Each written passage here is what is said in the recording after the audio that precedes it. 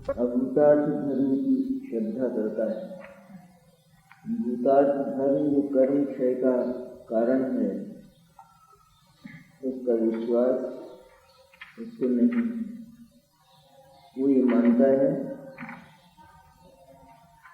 कि जिस धर्म की वो श्रद्धा करता है वही मुक्ति का और कर्म क्षय का कारण है। इसलिए अभूतार्थ धर्म को ही वो भूतार्थ मानता है। कोई तो साक्षात उसको धर्म मानता है, कोई उसको धर्म का कारण मानता है, साधन मानता है। कोई तो साक्षात यही मानता है कि यही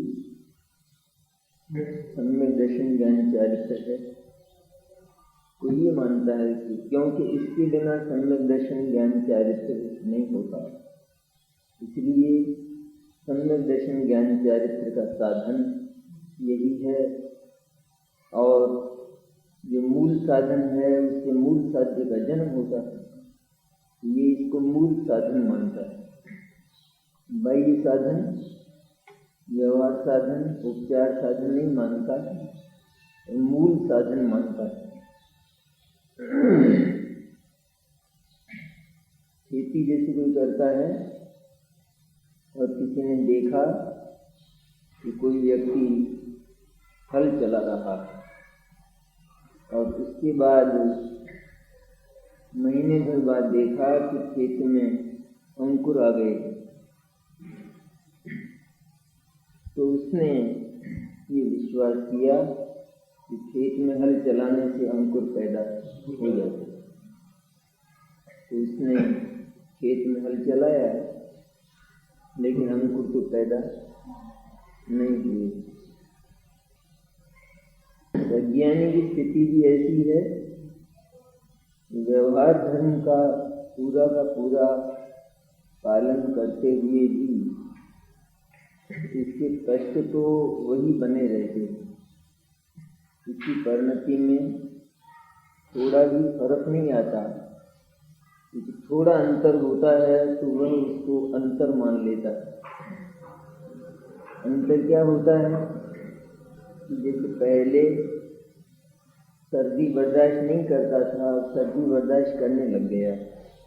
पहले गर्मी बर्दाश्त नहीं करता था, अब गर्मी बर्दाश्त करने लग गया।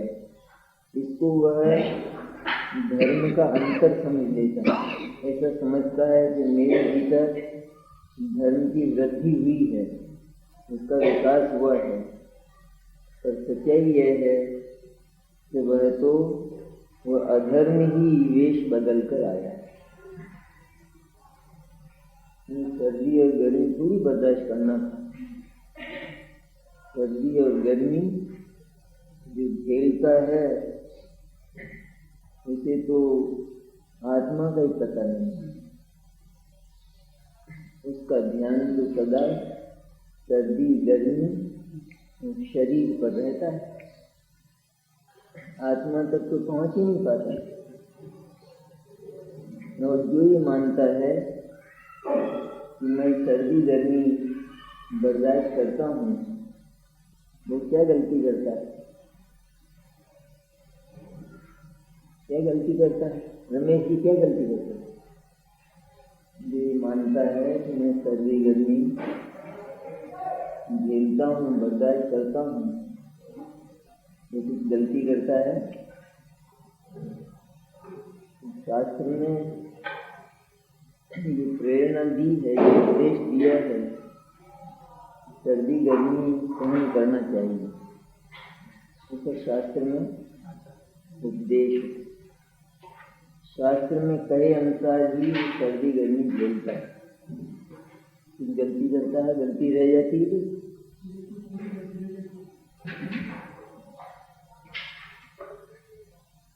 रहती गलती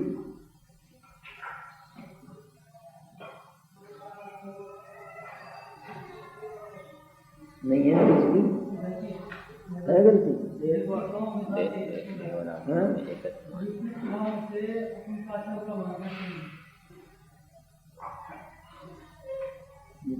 क्या हुआ उसको? सर्दी गर्मी झेलता है। भगवान ने कहा सर्दी गर्मी झेलनी चाहिए, उसके साथ झेलता हूँ, मैं विपरीत खाऊंगा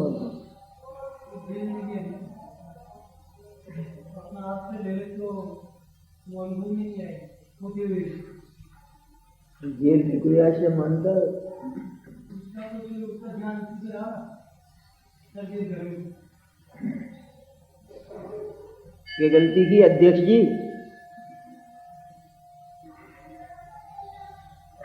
देह को आत्मा मान लिया।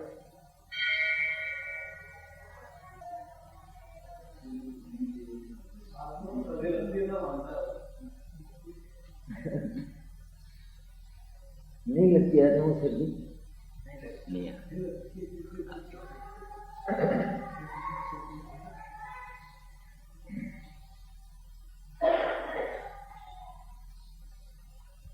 असल में उसने क्या माना? सर्दी गर्मी से आत्मा का नुकसान होना माना। ये है मूल भूल। ये मानता है मैं सर्दी गर्मी झेलता हूँ, तो ये मानता है सर्दी और गर्मी से आत्मा का नुकसान होता है। ऐसा नुकसान होना उसने माना, और आत्मा का नुकसान होता नहीं। क्यों नहीं होता? क्योंकि सर्दी गर्मी वहां तक पहुंचती नहीं, और इसने माना कि वो तो लगती है। नहीं, भूल नहीं हुई? सर्दी गर्मी आत्मा तक पहुंचती नहीं, अज्ञानी ने माना कि नहीं नहीं वो तो लगती है, लगती है तो नुकसान भी होता है। ये माना ना? नहीं माना? इसीलिए वो केवल सर्दी और गर्मी को ही झेलता रहता है, लेकिन उसे सर्दी और गर्मी जिस पर कभी कोई असर नहीं करती, प्रभाव नहीं करती, ऐसे अक्षत आत्मा का, क्षति रहित आत्मा का कभी विश्वास नहीं होता। जिसको क्षति रहित आत्मा का विश्वास है, तो सर्दी और गर्मी के समय भी आनंदित रहता है। पड़ती होगी, अपने को क्या फर्क पड़ता है? पड़ती है, घर से बाहर नहीं निकलता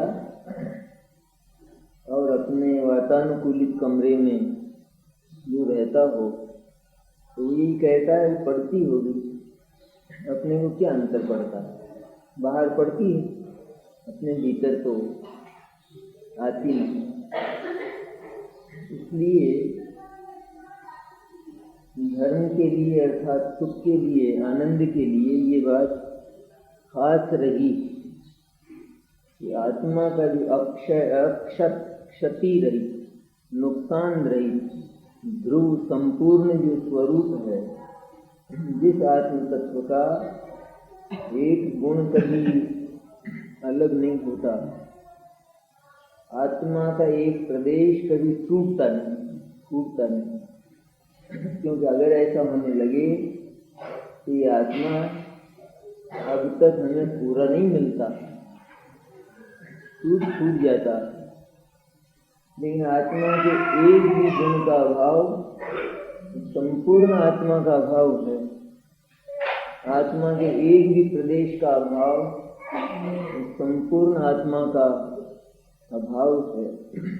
एक भी गुण का,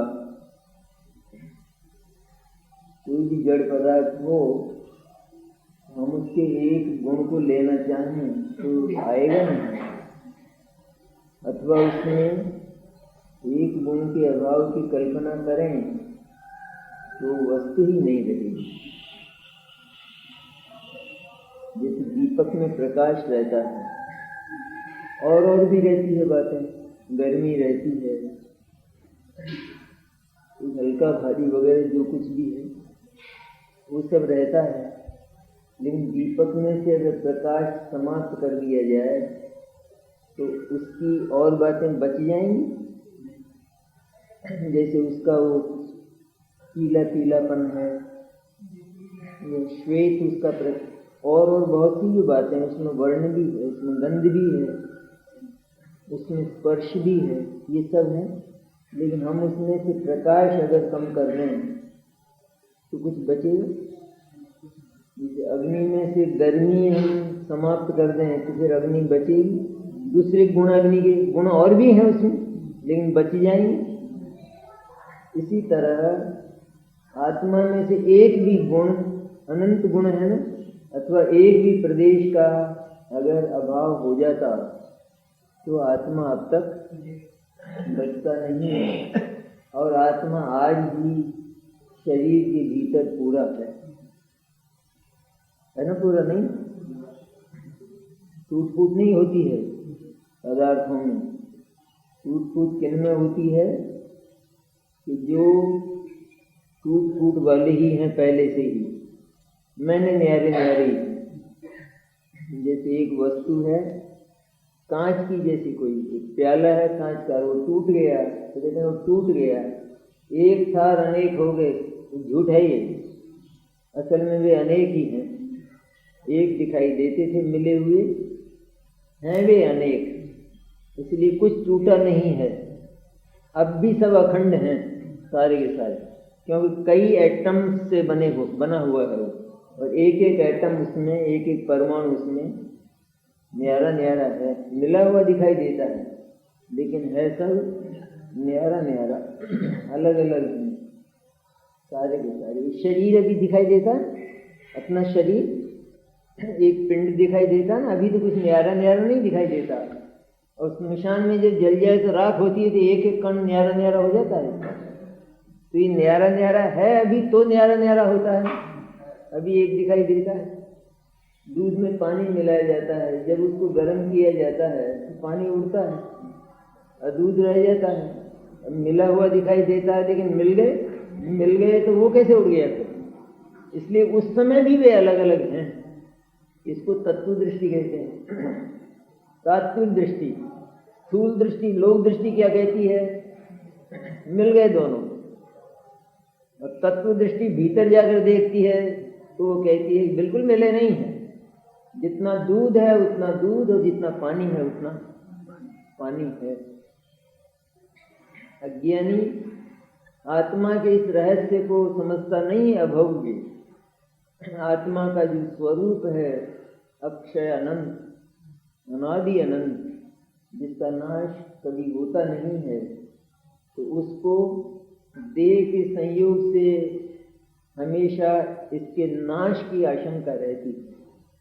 तो विरह वियोग किसका होता है? देह का होता है। स्वयं आत्मा का आत्मा से विरह नहीं होता, तुम्हें नहीं होता है कि हो जाता है? आत्मा का आत्मा से विरह हो जाए, आत्मा माइनस आत्मा, मैंने क्या बचा? कुछ भी नहीं। लेकिन आत्मा के साथ अगर बाहर से कुछ जुड़ा है तो फिर वो माइनस हो जाएगा। जुड़ेगा तो माइनस होगा ना, जिसमें जुड़ा हुआ नहीं है तो माइनस होगा। एक में से घटाओ कुछ नहीं, एक में से घट नहीं घट सकता। क्यों? एक ही, क्यों? एक अखंड है।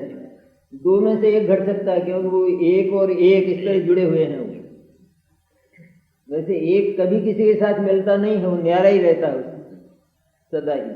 लेकिन एक में से कुछ घट नहीं सकता है, क्योंकि वो अखंड है, आखा। इस तरह पदार्थ मूल चर्चा तो आत्म तत्व की है, क्योंकि आत्मा को यह बात न समझने के कारण ही कष्ट है।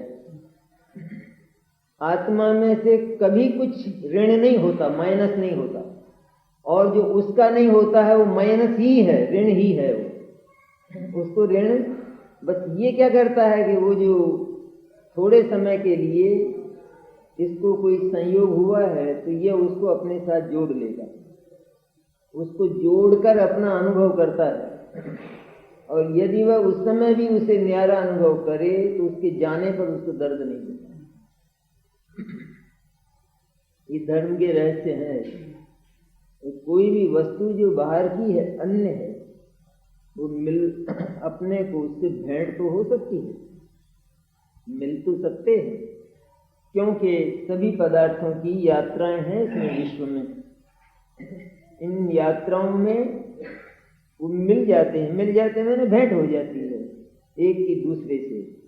इस तरह शरीर और आत्मा का एक संयोग हुआ है, तो क्योंकि आत्मा जानने वाला पदार्थ है, शरीर जानने वाला नहीं। शरीर में कभी यह अनुभव नहीं होता कि आत्मा मेरा है, और आत्मा ये अनुभव करता है कि शरीर मेरा है। ये बात आत्मा में होती है, क्योंकि आत्मा है जानने वाला, ज्ञान वाला, और अचेतन शरीर और इस जैसे अन्य पदार्थ जानने वाले नहीं। तो आत्मा का धर्म यह है कि वो ये जाने कि शरीर नाम का जो अचेतन पदार्थ है उससे मेरे संस्कार मिलते ही नहीं हैं, मेरी कोई चीज उससे नहीं मिलती, मेरे गुण नहीं मिलते, मेरे धर्म नहीं मिलते, मेरी जाति नहीं मिलती, मेरी प्रकृति नहीं मिलती, मेरा संस्कार, मेरी संस्कृति, मेरी संस्कृति ज्ञान और आनंद है, और इसकी संस्कृति ज्ञान और आनंद से शून्यता है। दोनों कहाँ मिलेंगे? नहीं मिल सकते। जिस जैनियों के संस्कार पंजाबियों से मिलेंगे, जैनी जाते हैं वैसे पंजाबी होटलों में, अपना कर्तव्य भी समझते हैं, लेकिन मिलेंगे संस्कार? वहाँ भोजन मिलेगा जैनियों जैसा पंजाबी होटलों में? क्योंकि नहीं है, संस्कार नहीं। इस तरह दो विपरीत तत्व हैं, चेतन और अचेतन।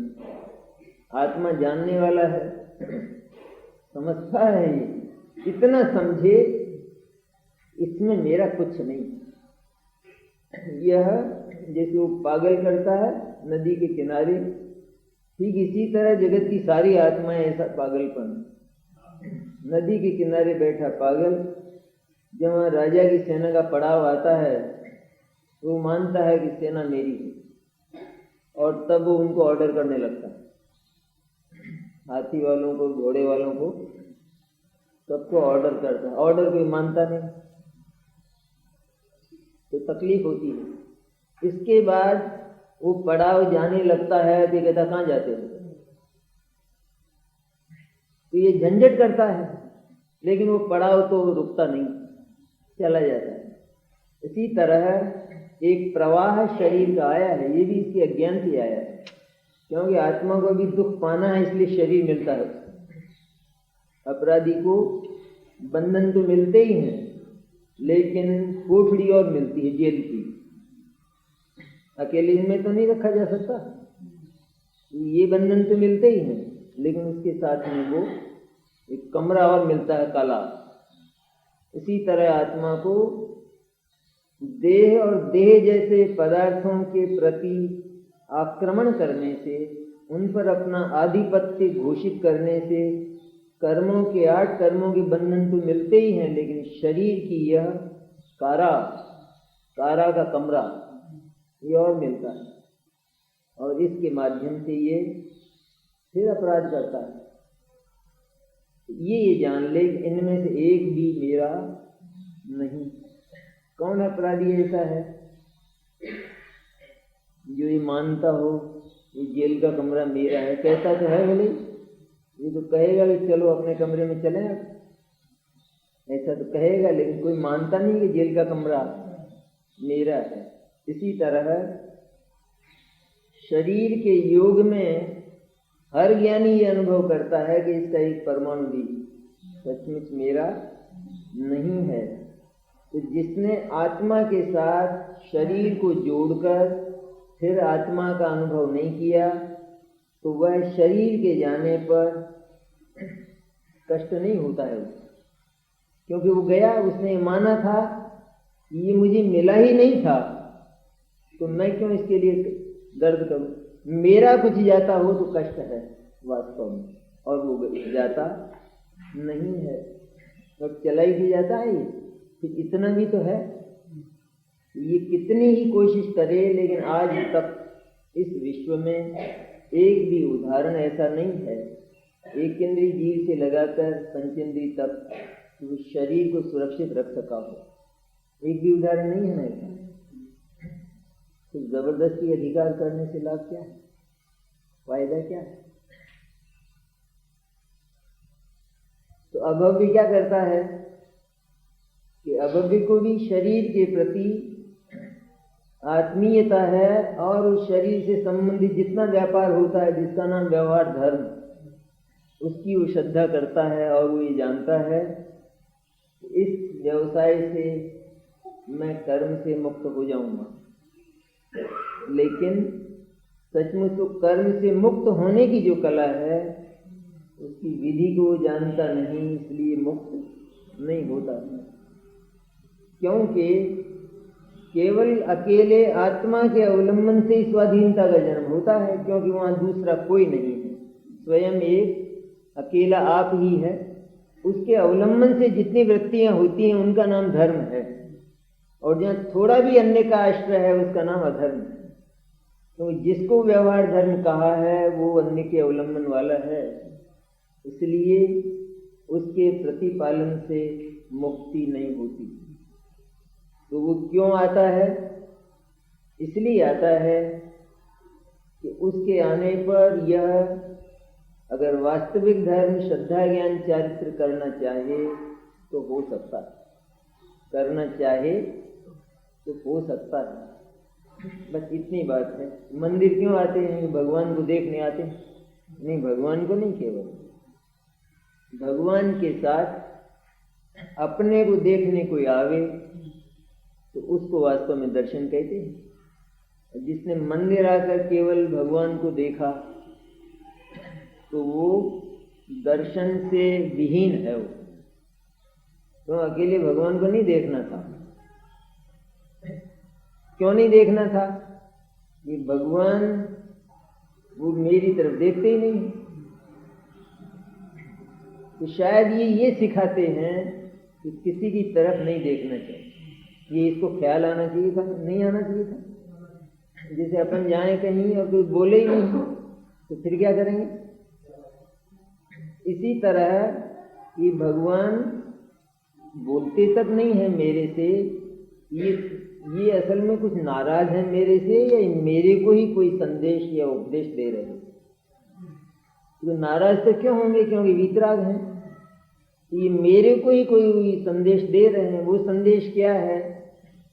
किसी से बोलो मत, ये संदेश देते हैं। ये बात अगर वो उनसे सीखे तो सचमुच यही भगवान बनने का मार्ग है। क्योंकि आत्मा बोलता फिरता है मन अपनी वृत्तियों को दुनिया के पास ले जाता है, दुनिया की ओर दौड़ाता है, दुनिया के पदार्थों के विकल्पों में निरंतर झूलता है। और भगवान ये कहते हैं कि बात भी करना हो तो केवल अपने से करो, और से बात करने में कोई लाभ नहीं है कि और तुम्हारे हैं ही नहीं, और से तुम्हारा काम होना नहीं है। तो भावार्थ में कहते हैं 275 गाथा का है कि अभव्य जीव और तो सब करता है, लेकिन ये काम जिसके लिए किए जाते हैं वो नहीं करता।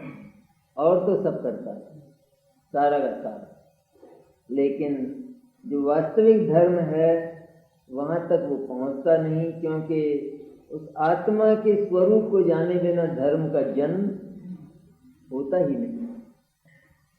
अभव्य जीव के भेद ज्ञान होने की योग्यता न होने से वह कर्मफल चेतना को जानता है, किंतु ज्ञान चेतना को नहीं जानता।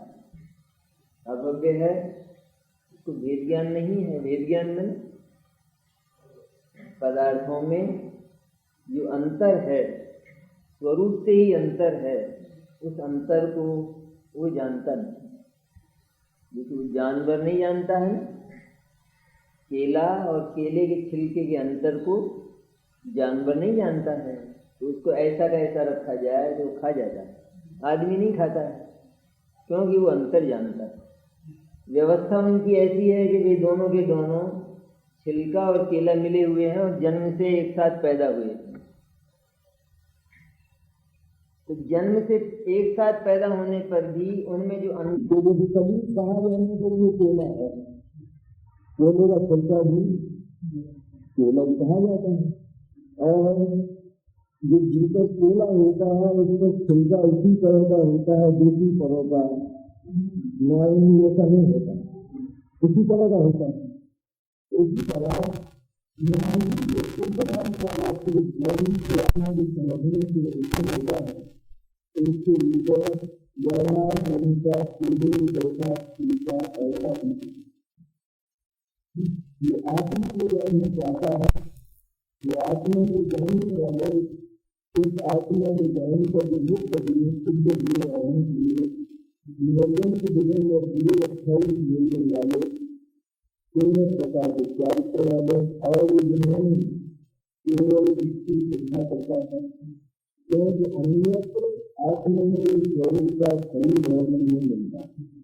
जब सही वर्णन में मिलता वह अगर आत्मा से पाने चाहिए, समझना चाहिए, समझ नहीं सकेगा। इसलिए ये मिलता हुआ छोटा इतना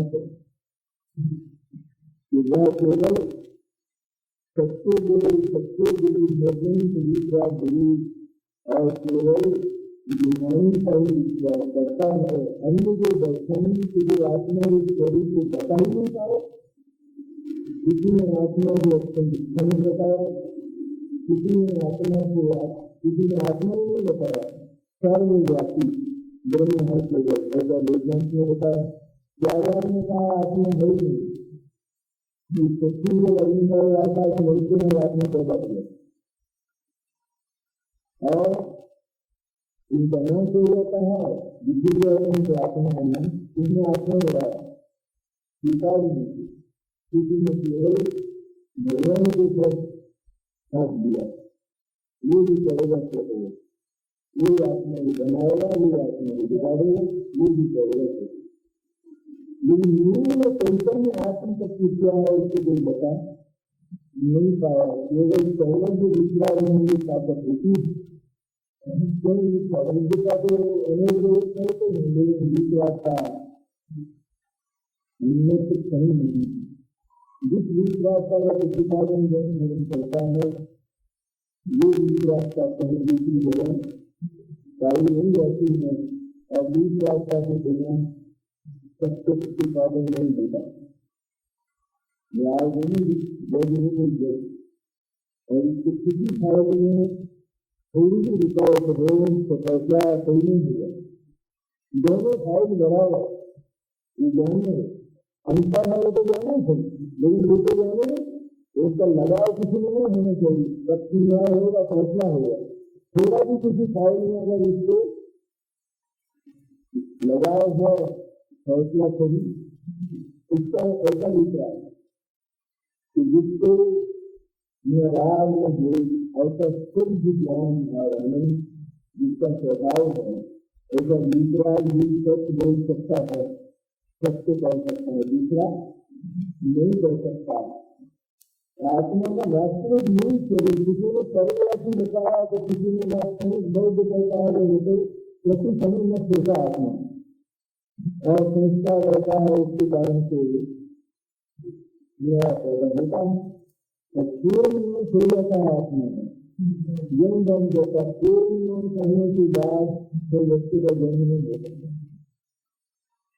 कोई भी चीज भाई नहीं बल्कि उसका जन्म और विज्ञान भी स्वीकार करता है क्योंकि सर्वथा नहीं है, कोई चीज पैदा नहीं होती और जो है उसका मैं होता नहीं।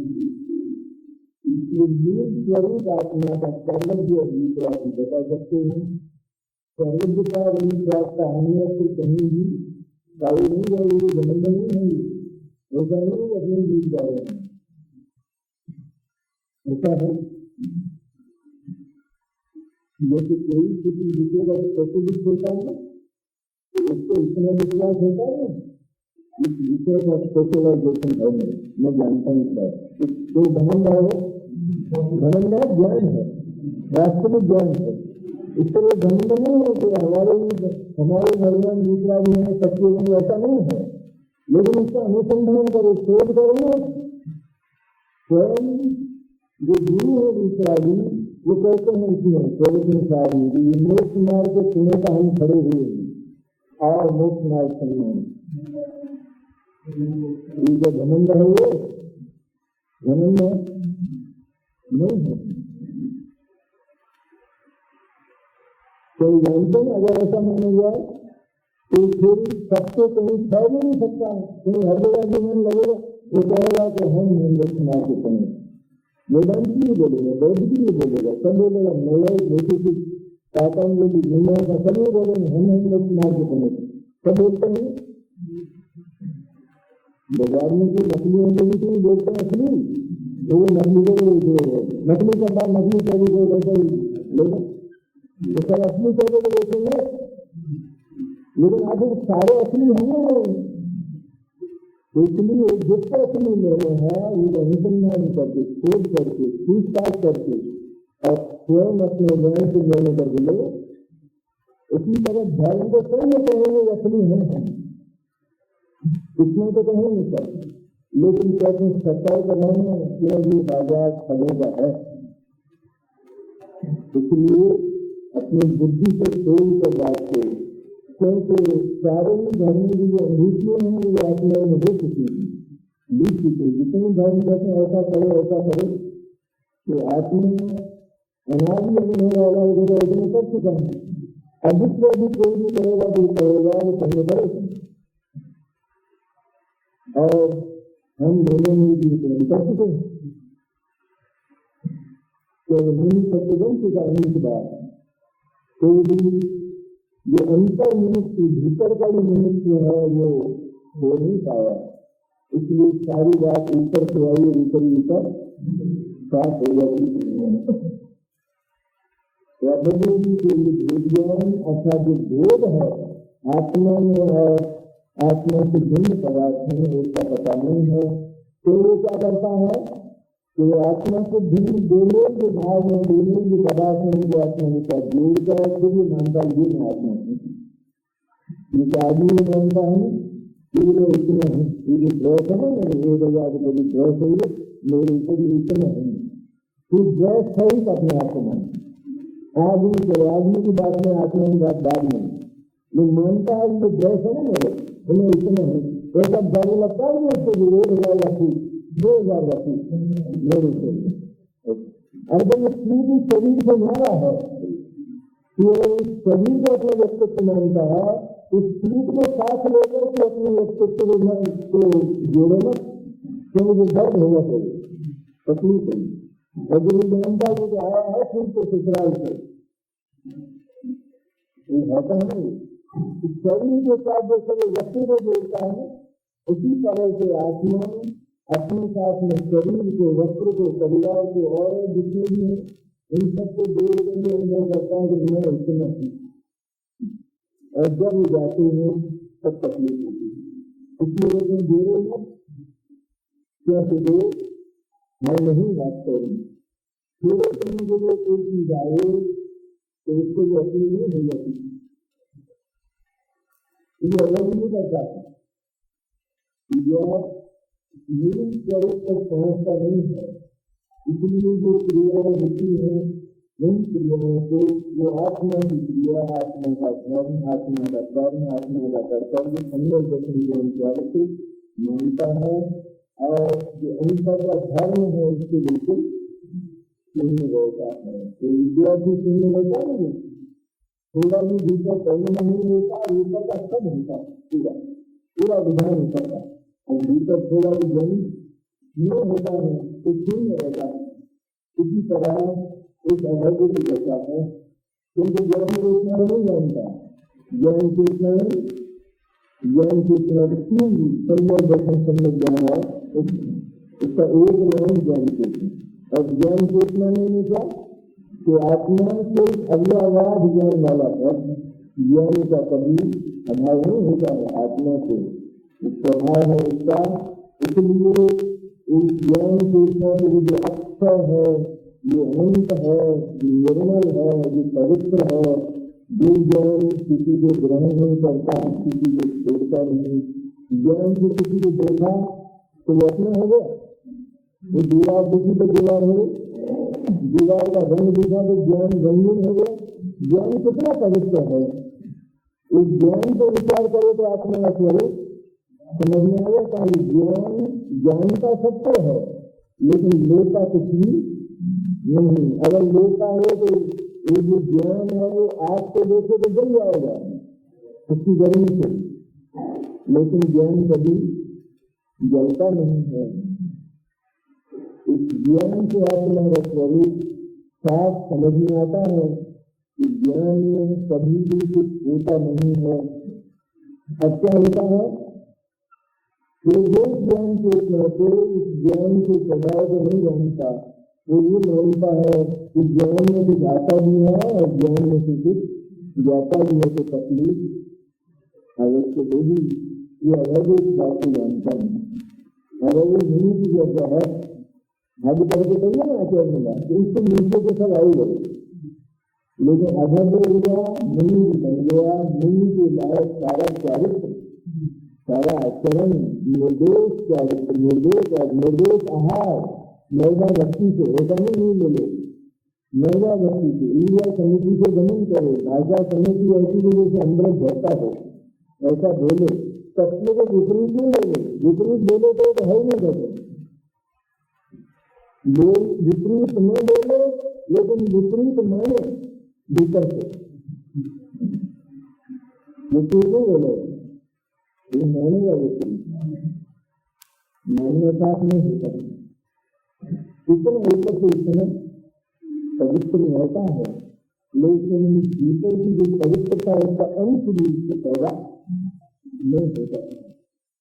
भीतर बीमारी हो जाती, इसमें बीमारी की आदमी खूब नहावे खूब निकले, खूब नहा अच्छे अच्छी 500 रुपये के लिए आते हैं आजकल क्योंकि बहुत सफाई हो खूब बाहर से खूब लग लो, थोड़ा भी फर्क करने वाला नहीं, इस तरह बाहर का सारा आचरण भी टालता है, लेकिन अंतर में थोड़ा भी अंतर नहीं करता, क्योंकि इस आत्मा को जो जानता ही नहीं है कि जो अच्छा है और जो सदा भी ज्ञान स्वरूप है। ज्ञान को यदि कोई छूता नहीं है तो आत्मा ग्रसित हो जाए। जो ज्ञान सबको जानता है लेकिन वो समझ भी थोड़ा भी कुछ लेता नहीं है, ग्रहण नहीं करता है, जानता है जैसा है वैसा, तो उसको दोष कहाँ, साक्षी को दोष होता है या कर्ता को दोष होता है। जो प्रकरण के कर्ता होते हैं उनमें वाले किसी का भी होते हैं, साक्षी में होता है, साक्षी की कीमत कितनी होती है, उसकी प्रमाणिकता कितनी होती है, साक्षी उस तरह ज्ञान की साक्षी है, साक्षी है मैंने जैसा है वैसा जान लेता है, देख लेता है, लेकिन इस प्रकरण के भीतर इसका प्रवेश, इसका कर्तृत्व नहीं है। इसलिए अपने आत्माओं को अगर इस ज्ञान से इतना समझ लिया जाए तो आत्माओं को छुट्टी कुछ है ना, दुखना है, क्योंकि वो जानता है कि मेरे को कोई छूटा ही नहीं है और ये सबका सब केवल देखने में आता है, इसलिए महत्व नहीं मिलता।